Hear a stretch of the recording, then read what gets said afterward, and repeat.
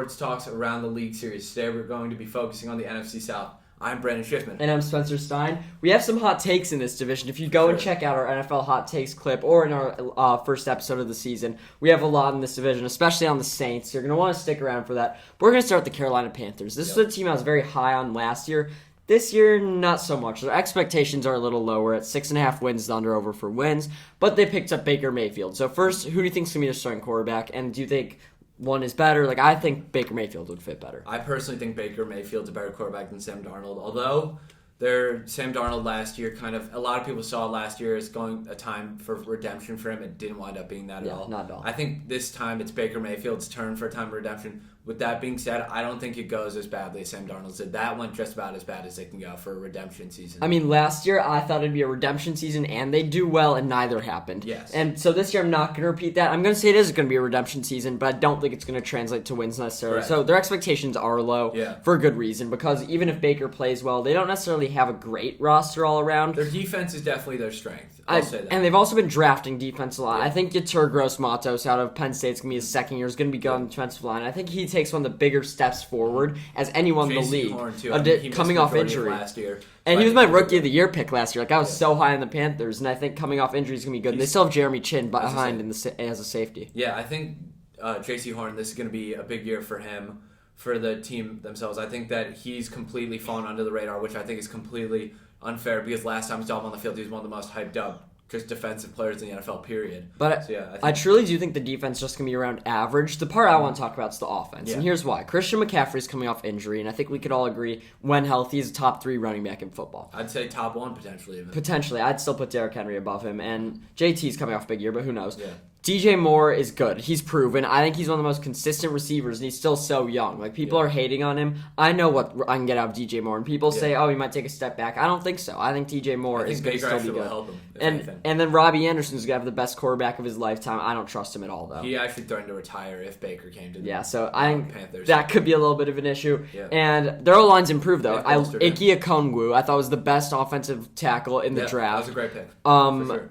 Ekwonu, and I love that pick. So I think their O-line is going to help protect Baker a bit. And also, one last guy I want to mention. I heard Rashard Higgins is having a great training camp. He was the Browns receiver last year. He kind of stepped up when Odell and Jarvis both went down. So I think if worse comes to worse with Robbie Anderson, and if Terrence Marshall isn't as good as he was supposed to be out of the draft, because last year he had a bad rookie year, I think Rashard Higgins could be a safety valve. But overall, I don't trust them all being healthy too much. It's a team with a very low floor. Very low floor. And even if they are healthy, how much we see them dueling it out. I think Baker is going to surprise, though, and I think they're going to have some close games late that aren't expected to be close, and Baker's going to go out and win it. That's my prediction for this year. I still am going to take the under. It's 6.5. I think they only get 6 wins. Mm-hmm. But I think there's going to be a few good wins in there, and I think Baker's going to play well enough that he's going to have a starting spot the next year. The question for me is as to where. Yeah.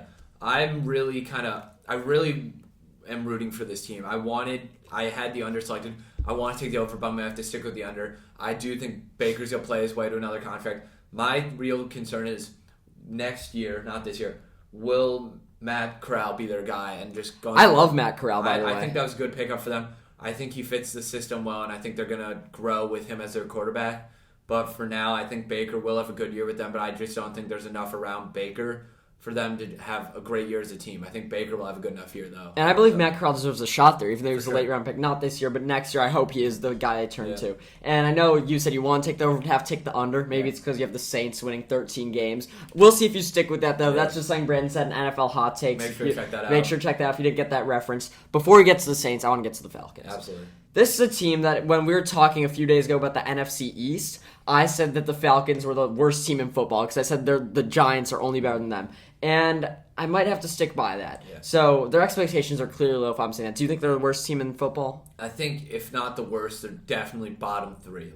This is a team. I put them with Seattle, New York, Houston. Mm-hmm. This is a team that had so little last year and cut that in half. Yeah. It is really astonishing to me how just bad this team is. They have Marcus Mariota as their starting quarterback, who legitimately hasn't been starting in 3 years, I want to say. The best player is Kyle Pitts and AJ Terrell, both very unique. AJ Terrell's great, very underrated. Both very unique talents at their position. I think Both of them are going to continue to develop. And I think that's the only thing that Falcons fans have to look forward to. And I think they have to see Drake London have a good rookie season, too. I think that's a big deal. I think just because of the lack of people in that offense, I think Kyle Pitts and Drake London can form somewhat of a dynamic duo, potentially both putting up upwards of 900 yards this season. But that's literally not. This isn't me knocking them, but that's me saying there's literally nowhere else the ball can go to in this offense other than Cordero Patterson. That's 3 guys to go to, though. Before, I'm just going to make one comment about the defense, and I don't even want to talk about them again because they're going to be atrocious. A.J. Terrell's the most underrated player in football, quite possibly. I saw a stat. I think he had receivers running routes and him had the least amount of catches, in the NFL, something like that, and or the least percentage. The least amount of separation. He is great. He needs to get his way out there. I want to talk about the offense. Let's hear it. I like Marcus Mariota. I'm going to say that. I liked what he showed in Las Vegas last year as a fill-in. For the few games he filled in. And as of now, I would take Marcus Mariota over Daniel Jones. How about that take? So, it's a hot take. Sadly, this is not the situation for him to revive his career, sadly. Yeah. And I think he's going to turn into the next Teddy Bridgewater, where he's a universal backup, but a good fill-in. Everyone says if your quarterback gets hurt, Teddy Bridgewater is a good guy to go to. He'll win you some games. He'll win you some games. I think Patterson takes a step back from last year, and as you said, he had a career year last year. And they have no one in their receiving core, so I actually think it's better for Drake London's development that he's in the system because a lot of the balls will be going to him, and it's not like they need wins. Mm-hmm. So if he messes up, there's a learning curve there. So I really like them too. I think Kyle Pitts really is going to turn to a top 3 tight end after this year. I think potential for All-Pro this year. For sure. We know what he has, and as I said, that also helps Drake London out. So I think a lot of this year, kind of how I said with the Bears, everything's about Fields. I know it's on a smaller scale, but I think a lot of this year is about turning Drake London into the next franchise receiver. The Falcons have always had a good one. They had Julio for years. They had Roddy White before that. I think Drake London has a chance to turn to that next guy, and I definitely like that he's going to get a lot of targets, and they're not necessarily especially with Ridley missing this year. This entire offense is basically just set up for those two, or by those two, I mean Kyle Pitts and Drake London to have huge years. And there's a chance they could come in next year with a above average receiving core with London, Ridley, and Pitts. So I like that. Also, they have Desmond Ridder, kind of like Matt Corral. I don't think he'll get in this year, but next year I do think he'll turn to their starter. And I'm not guaranteeing Mariota's good. He could be the worst quarterback in football, and if he is, Ridder might get his chance. Yep. Let's move on to the teams that matter in this division I care about. Yep. New Orleans Saints is the team I said we have tons of hot takes about. I think Olave is going to win Rookie of the Year by a good play from Jameis. Brandon's was a little hotter. Brandon, tell me what you expect from the Saints specifically. So my expectation for the Saints, I think Jameis coming back will be huge for them. I mean, before Jameis went out, they were a pretty good team. And Michael Thomas. Yeah, and Michael Thomas. Last time we saw Michael Thomas play a full season, because you always get mad at me when I say play, I have to say full season, he was like the best receiver in the NFL. That was 3 years ago, though. At that point, it's true. But they've only bolstered their weapons. They've only gotten better in the past year. And I think, honestly, overall, they could be the best team in this division. I very well actually expect them to be the best team in this division. The defense got better by signing Tyrann Mathieu. Just overall, their secondary is one of the best in the league. They have one of the best receiving cores in the league. They have one of the best running backs in the league. Jameis is questionable, but behind that offensive line, I'm not too worried, even though they lost Teron Armstead. I have a lot of faith in this team because I think that they're a pure upside pick. And I actually have them going over 8.5 and clearing that by about 4 games, maybe 3. You know what I'll say they win 11 games this year. That's my new take, not 12-11. Okay, it was 13 before, then 12. Okay, then 12. Then 12. I like what you're saying, and the reason I don't think they're going to get that good, I actually have them missing the playoffs, and it's because the NFC is too stacked. I could see the Saints making it, but if the Saints make it, I'd have to drop out either the Eagles, Vikings, or Niners. Every division can't have 2 teams. Yep. I think they end up on the wrong side of that. And although their receiving core is good, and everyone loves Jameis, I'm not a big Jameis Winston guy. And I think Olave is his perfect target because Olave is a good deep threat. He's young, so Winston doesn't need to force him to create separation. I think Michael Thomas isn't going to be as good as before because he's had 2 years out. We don't see guys do that. But I think Michael Thomas will help open the field for Olave. Absolutely. People aren't really talking about that. People are saying Michael Thomas is a top 10 receiver. I don't think he's near that. I think he's probably top 30, but he has a lot to prove before he's top a lot 10. to prove, and I think people are talking about the ball going to him a lot. I think he helps out Olave. In addition, Jarvis Landry's a great weapon. So, and they have Kamara, who's arguably the best passing back in football. I think I would say that. Weapons. So, Jameis Winston's in a good position. And I just don't see them being better than Tampa. I'm just going to leave it at that. Because I think that Tampa has just as good weapons. They have a better defense slightly. I'd say and slightly worse. On top of it, they have Tom Brady as opposed to Jameis Winston. Yeah. So that's what it comes down for me for that division. Let me touch on the defense real quick. Tyrann Mathieu, I think could be one of the biggest pickups this offseason by any team. And that helps them a lot. That is what's going to give them a chance to compete. I do think, like, in my head, I have them making the playoffs, but it's just when I looked at the other teams, I don't have them above any of the other ones. I understand. I think maybe above Minnesota, but if they're in a playoff game, that defense is going to have a real shot to compete against other teams. The one guy I don't like on their defense, which we haven't talked about a lot, Marcus May. Former New York Jet. People love him. I thought he was horrendous on the Jets. So. Yeah, no, he's questionable for sure. So you over or under for this team? Over. No, I'll take them at 9 wins and missing it, but I think they could get up to 10, and there's going to be a big race there. I think legitimately between the Packers, Vikings, Eagles, Saints, and Cowboys, I think all 5 of them have, and Niners, I'll add in 6. I think all 6 of them, I'm hovering right around 10 wins. So I think those 6 teams are going to have a lot of competition, and then I have the Bucs and Rams slightly above. Yeah, that's fair. But I'm going to diss on the Bucs when we get to them. Do you have anything else to say about the Saints? Just a team I'm really looking forward to watching, kind of like the Miami Dolphins that we talked about yesterday. They just have a ton of talent, and I'm interested to see the execution. And do you have any weaknesses there? I mean, I said I don't like Marcus May. I think their offensive line took a step back, and I think that's going to be an issue for Jameis, but those are really all I have on top of that, just staying healthy. Weakness is probably injury and also just execution. They've been a team that for the longest time hasn't properly executed, and I'd expect that not to change this year. And most talked about player on that team for you was Kamara. Yeah. He's such a big deal, so I think Kamara is going to be a big difference maker there. Let's talk about Tampa, because I just said I have them as the second best team in the NFC, and I have them up there.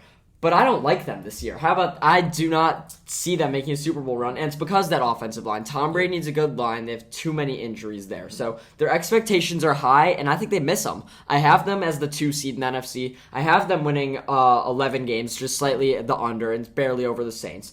But I don't think they're the same team as last year. People are assuming Brady's going to come out of retirement, everything's going to click back in like the last years. That's not happening. Yeah, so Brady, he's the GOAT. I mean, he'll find a way to make them a good team regardless. This year, let's not have the don't bet against Brady every week like we had last year. Like that.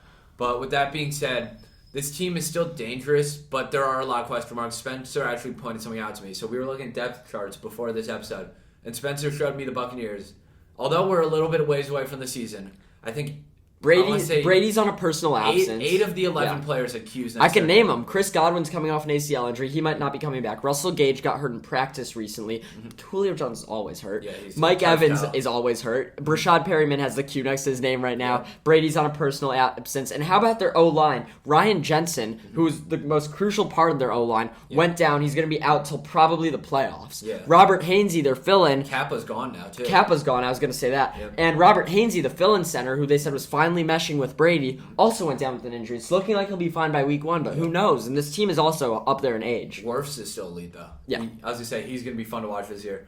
But yeah, I think Tampa's defense... And Aaron Steiney's new at left guard. Like, they have a new offensive line. I think since their Super Bowl victory, too, Tampa's defense has regressed hugely. I think that they still have a lot of key pieces and a lot of good players. I mean, just as a core itself, it's not what it used to be. In comparison to the Saints, I think the Saints' real strength is their secondary and their linebackers. I don't think they have the greatest defensive line, and I would take the Buccaneers secondary over them. I love Antoine Winfield Jr., even though he's young. I like Carlton Davis almost. Carlton Davis has been a little questionable. I mean, what I'm saying is that other than the Honey Badger, I don't know what the Saints have better than the Bucs. I like Lattimore just as much as Carlton Davis. That's a hot take. That's fair. And I also, obviously, my favorite player on the Bucs team is Devin White. It's been Devin White. Devin White, linebacker out of LSU. Stud. He got suspended against Bama. That was unfair. If you don't know about that, it's 3-4 years ago. I love Devin White. And then next to him, they have Levante David, and next to him, they have Shaq Barrett. That is what makes the Bucs defense elite.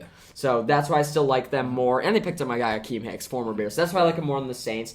I think everyone's going to expect them to turn it on the playoffs. I don't think that's coming this time around. I feel like there's only so many... I mean, mind you, like, this is going to probably get clipped later because that's a bad take. There's only so many times you can ask Brady to turn it on in the playoffs and it magically works out with the team that's underperformed this season, which we both expect Tampa Bay to do. And by the way, me saying they're going to underperform, I still think they might be my favorite to make the NFC Championship. Yeah. Like, that's kind of crazy, but I don't think it's clicking like normal. We've said this a million times, but I'm going to have one hot take here. Julio Jones, I've been a Julio Jones hater for years now. And I told you all he wouldn't bounce back with the Titans last year, and he didn't. Julio Jones is going to have a solid year this year. And here's why. Antonio Brown's career got revived in Tampa, and he was able to be like a third receiver there and do well, given Chris Godwin and Mike Evans' injury history. And I know Julio gets hurt a lot too, but I think he'll be able to stay healthy finally. With Russell Gage going down too, I think Julio Jones is going to get a chance at some point to be the third receiver in this offense, and Brady knows what Julio can do, and he's going to get targets. Yeah. I think Julio Jones is not going to have a complete career revival, but he's going to have his best season in the last 4 years. If you're looking in fantasy, he's a guy most people wouldn't pick. I would take a waiver on him in the last round. So I don't think he falls the last round. I think he's like 12th round. I think Julio can do stuff this year, and I've been the biggest Julio hater. I'm turning that around this year. Yeah. Injuries are the biggest question with Tampa. All I'm saying, under 11.5, I'm giving them exactly 11 wins. That was a tough one to get. I do not think the Saints are beating them in that division because I don't see an area where the Saints are better than the Bucs. I just don't. And by the way, they have a new coach. We haven't talked about that. Both teams have a new coach. So Todd Bowles, I don't necessarily know how much I like him, but any new coach with Brady, it seems like Brady's a second coach there. Yeah. Well, the Saints, Sean Payton has been such a factor for that team for years. So I think that's a bigger loss than Bruce Arians. Yeah. Do you have any final words on this division? I know we kind of talked about our division winners a lot, but do you have the Bucs as a wild card team? Yeah, I have the Bucs as a wild card team. I think the team I'd subtract, the team we talked about a few days ago, is the Eagles that you have. I'd probably subtract them and put in the Bucs. So you still have the Vikings in the playoffs? Yes. And I don't want to spoil the West, but do you have the Niners in? Potentially. I'm not going to spoil it yet. Okay, don't spoil it, but another team I was talking about that's almost at that tier is the Arizona Cardinals. We'll get into them, though, in a couple days. We're not going to spoil which day that's going to happen. But make sure to keep tuning in, though. Yeah, make sure to keep tuning in. This Saints-Bucs should be an interesting division to watch. And also, who knows, the Panthers could make something electric happen. Who knows, yeah. Make sure to keep tuning in. Comment any takes you have. We'll respond to them. Yeah, just keep tuning in, for sure. Thanks.